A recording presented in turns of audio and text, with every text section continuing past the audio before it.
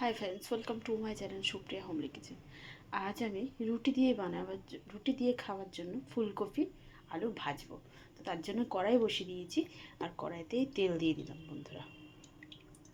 বেশ খানিকটা তেল দিলাম, 2 চামচের মতো।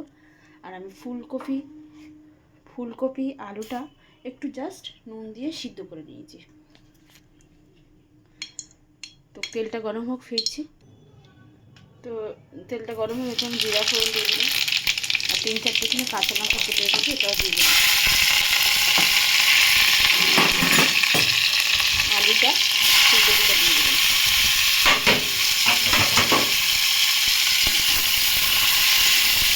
নাড়াচাড়া করে শুধু ভাজবো বন্ধুরা। পরে ফিরছি। তো বন্ধুরা এবার নুন দিয়ে দেবো স্বাদ মতো। বন্ধুরা নুন দিয়ে দিলাম।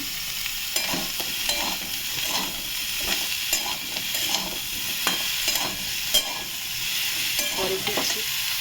তো বন্ধুরা দেখুন, এবার আমি গুঁড়ো মশলাগুলো দিয়ে দেবো।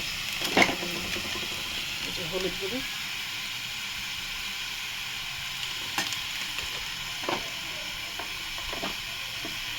জিরা দেবো, দিয়ে নাড়াচাড়া করলাম। আবার কিছুক্ষণ পরে ফিরছি বন্ধুরা, মশলাটা ভালো করে নাড়িয়ে ফিরছি। তো বন্ধুরা দেখুন, এবার আমি একটা টমেটো কদুকস করে নিয়েছি, এই টমেটোটা এটার মধ্যে দিয়ে দেবো।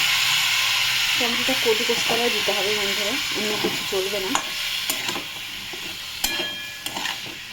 ভালো করে মিক্সড করবো। এর সাথে আমি 2 চামচ ধনে গুঁড়ো দিয়ে দেবো।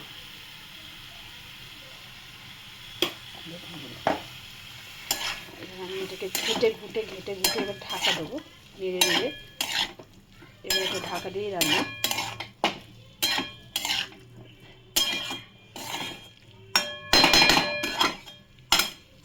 পরে ফিরছি বন্ধুরা। তো দেখুন বন্ধুরা, ঢাকনাটা খুলেছি। আমার ফুলকপি আলু ভাজা মোটামুটি রেডি হয়ে গেছে। এবার আমি গ্যাসটাকে জোরে দেবো বন্ধুরা।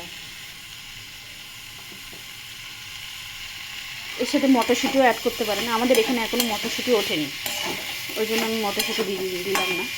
মটরশুঁটিও ভালো লাগে এর সাথে রুটি পরোটা খুব সুন্দর লাগে বন্ধুরা। গ্যাসটাকে জোরে করেছি।